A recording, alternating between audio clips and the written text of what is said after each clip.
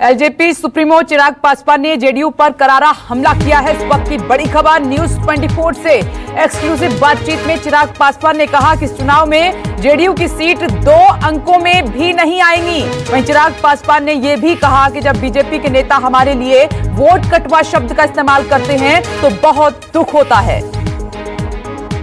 एक तरफ पिता के लिए बेटे का फर्ज और दूसरी तरफ पार्टी के लिए जिम्मेदारी, दोनों बखूबी निभा रहे हैं। चिराग पासवान इस वक्त हमारे साथ हैं। ये बताइए, आज का दिन काफ़ी टफ है, कारण आज 10वीं है और उनको फिर से याद किया जा रहा है। नहीं, बिल्कुल, दिन तो मेरे लिए रोज़ ही टफ हैं। जहाँ एक तरफ पिताजी को याद करता हूँ तो वहीं दूसरी तरफ दुख भी होता है इस बात से कि उन्हीं के साथी, उन्हीं के सहयोगी जब उनके बारे में, उनकी पार्टी के बारे में ऐसे अपमानजनक शब्दों का इस्तेमाल करते हैं, वोट कटवा कहते हैं, तो ये द्वंद्व तो मेरा, ये लड़ाई मेरी दोनों तरफ चल रही है। पिताजी को याद करके भी या उनको जिस तरीके से उन्हीं के सहयोगी आज याद कर रहे हैं, दोनों तरफ से दिल तो दुखता ही है। लेकिन ये जो वोट कटवा का बयान है ये बीजेपी के नेता दे रहे हैं, तो इससे और ज़्यादा दुख होता है। बिल्कुल बिल्कुल, किसके दबाव में दे रहे हैं मैं ये जानता हूँ। आवाज़ आपकी हो बट शब्द किसके हैं मैं ये भी जानता हूँ। पर इसका मतलब ये नहीं कि आप अपने व्यक्तिगत संबंधों को भूल जाएं किसी को संतुष्ट करने के लिए। और इस तरीके के आप कीजिए ना मेरा विरोध, मैंने कब मना किया? आप कीजिए, आपने बोला तस्वीर नहीं लगानी, मैंने कभी लगाई नहीं तस्वीर। आप मुझे बोलिए, आप मेरी नीति का विरोध कीजिए जितना करना, और मैं आज के बाद से मैं स्वतंत्र करता हूँ। भारतीय जनता पार्टी के जितने नेता हैं खुलकर, और वो अपना गठबंधन धर्म निभाएं, ये ज़रूरी भी है। मैंने भी सीखा है उनसे कि आपने अगर एक बार किसी का साथ दिया तो उसके बाद आपने उसके साथ को छोड़ा नहीं, है बहुत अच्छी बात है। वो अपना गठबंधन, ये जो आपका संकल्प है ये फिर कैसे पूरा होगा? कैसे आप मुख्यमंत्री नीतीश कुमार को उनके गद्दी से हटाएंगे अगर बीजेपी उनके साथ रही तो? बीजेपी उनके साथ तब रहेगी जब उनके साथ संख्या भी होगी। चुनाव के बाद अगर माननीय मुख्यमंत्री जी का खाता ही नहीं खुला या वो संख्या ही नहीं आई तो सरकार कैसे बनेगी?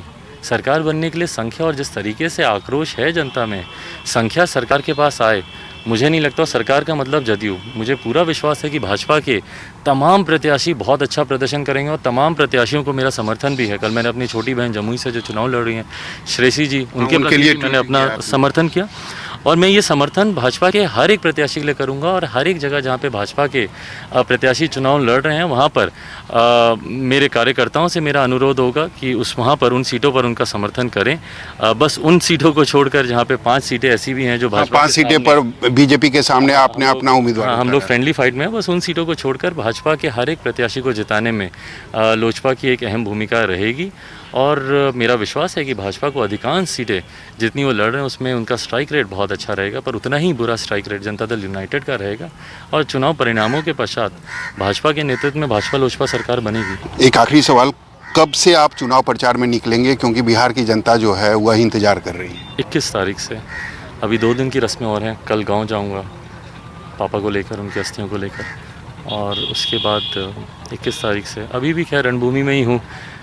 कुछ समय जो कार्यक्रम होते हैं पूजा पाठ के, विधि विधान के, वो करता हूँ। बाकी समय बाहर लड़ाई करता हूँ। संभाल के चलने की कोशिश कर रहा हूँ अपने आप को, ताकि कहीं पर भी मैं कमज़ोर नहीं पड़ूँ, ना पारिवारिक क्षेत्र में ना ही राजनीति के क्षेत्र में। पर हाँ, 21 तारीख से पूरी तरीके से जनता के बीच में। नमस्कार, मैं हूं मानक गुप्ता।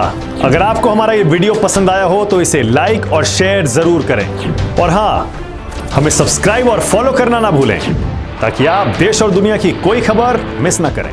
तो जुड़े रहिए हमारे साथ और देखते रहिए न्यूज़ 24।